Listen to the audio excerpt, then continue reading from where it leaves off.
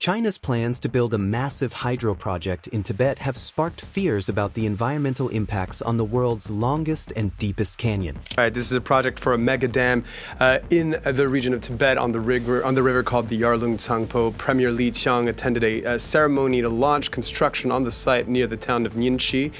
It has also alarmed neighboring India, which fears that China could hold back or even weaponize river water it depends on.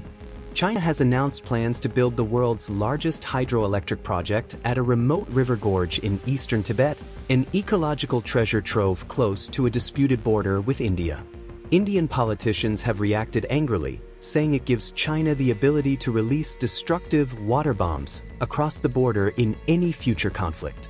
They are planning a retaliatory dam on their side of the border that experts say could be at least as environmentally destructive. 2 Chinese dams will barricade the Yarlung Tsangpo, the Tibetan name for the Brahmaputra River, as it is about to flow through the world's longest and deepest river canyon. Think the Grand Canyon on the Colorado River, only 3 times as deep. Projected to cost $137 billion, the scheme will be the world's biggest single infrastructure project, with almost 3 times the generating capacity of the world's current largest hydroelectric dam, China's 3 gorges on the Yangtze River.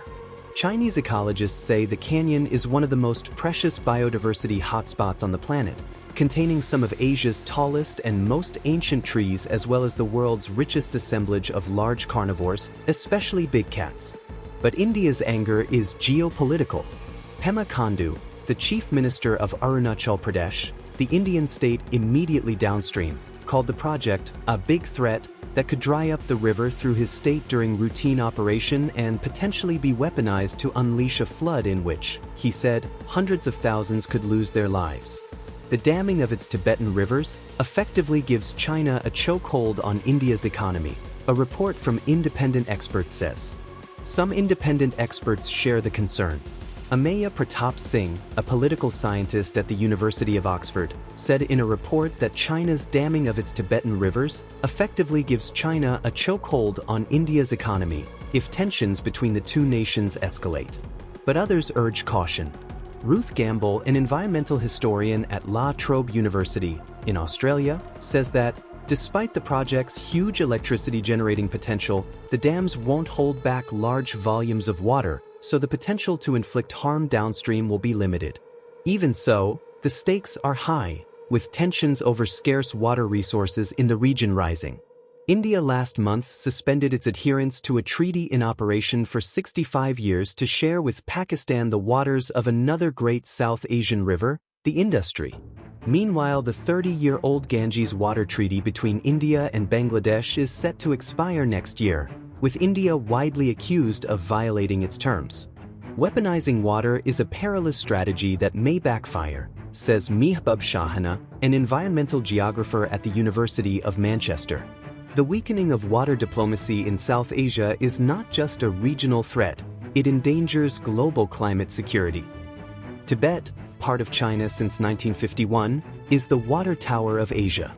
Its vast glaciers sustain major rivers on which more than 1.3 billion people in 10 countries depend for drinking, irrigating crops, and hydropower. China, already the world's leading producer of hydroelectricity, sees more dams on these rivers as a key to reducing its carbon emissions. It has already tapped the power of the Yellow and Yangtze rivers, which flow entirely within China, as well as several that flow beyond its borders, including the Mekong, Irrawaddy, and Salween. Now it is eyeing the Brahmaputra, the world's 9th largest river. The Brahmaputra begins as meltwater from the Angsai Glacier in western Tibet. From there it flows east through the Himalayas, before turning sharply south, skirting Namcha Barwa Mountain, and tumbling down waterfalls and rapids through the Yarlung Tsangpo Grand Canyon onto the plains of India and Bangladesh, before entering the Bay of Bengal through the world's largest river delta. In 2014, China completed its first hydroelectric dam on the river's main stem, the 380-foot Zhangmu Dam. But the rapid descent of the river at the Yarlung Tsangpo Grand Canyon has long been seen by dam engineers as the world's most promising site for power generation. The formal go-ahead for the project there was announced on Christmas Eve 2024. The strongest earthquake ever recorded on land happened just 300 miles away from the site of the planned dam project. Technical details about the project have yet to be published, but Chinese government media say it will have a generating capacity of 60,000 megawatts, almost 30 times that of the Hoover Dam. But the two proposed dams don't need to be even as high as the Hoover Dam, says Gamble. This is more a mega project than a mega dam. The site's unique geography will do the work, as the water rushes downward for thousands of feet through 12-mile-long tunnels to deliver unprecedented power to turbines at the bottom of the canyon, before discharging the flow back into the river close to the border with India. Indian soldiers will overlook the project from their bunkers, says Gamble.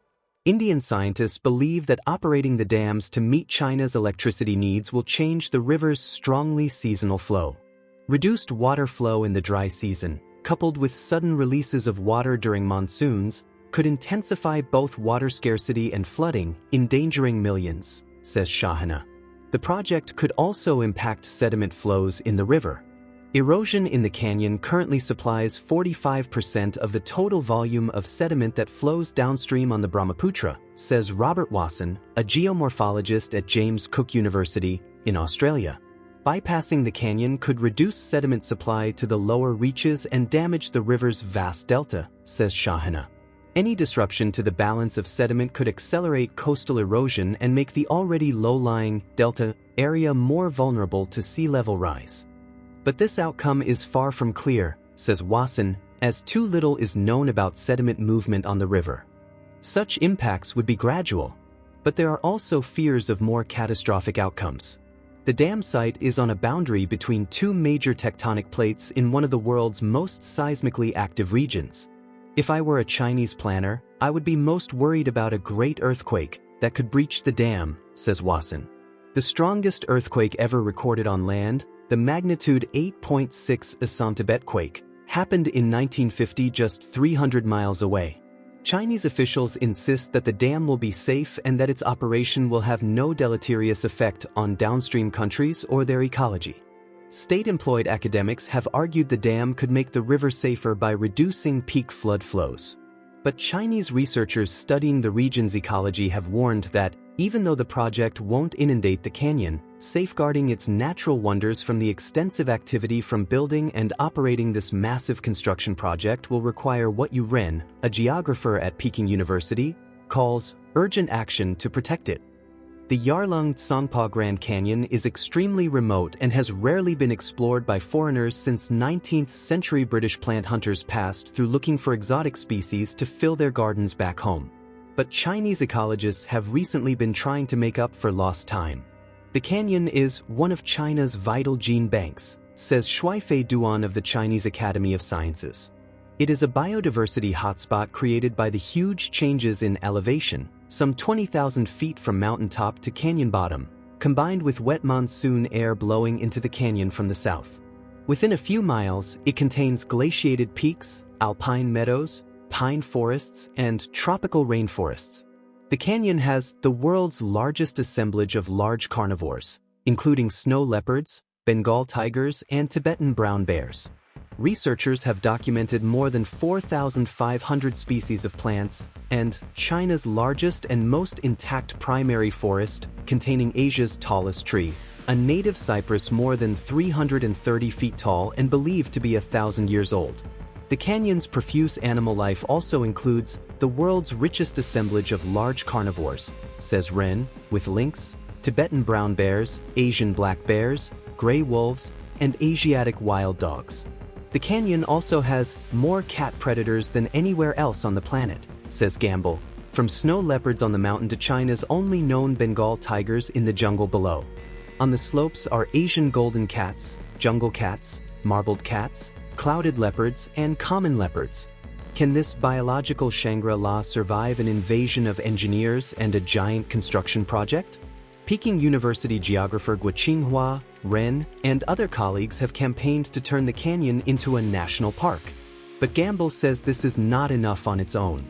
It ignores the true custodians, the local indigenous Adi and Manpa people, for whom the canyon and surrounding mountains and forests are sacred.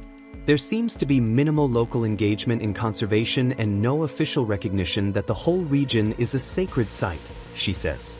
India has long had its own designs on damming the Brahmaputra. Now its desire for hydroelectricity has been combined with the urge to protect the country from the perceived risks posed by China's project. After China's Christmas Eve announcement, India's Water Ministry revived a 2017 plan for an 11,000-megawatt dam on the river in Arunachal Pradesh, just downstream of the canyon. Known as the Shang Upper Multipurpose Project, SUMP, it would be India's largest hydroelectric dam. The SUMP is not just about generating power, but also about maintaining the natural flow of the river and mitigating potential flood risks from water releases by China, Chief Minister Kandu said. But some experts say the proposed 1,000-foot dam could have as great a detrimental environmental impact as the Chinese project. It will require a large reservoir, produce less power, and could potentially be more dangerous, says Gamble. Local activists opposed to the dam say its reservoir would submerge more than 25 villages. Tensions seem set to rise, with protests and court cases pending.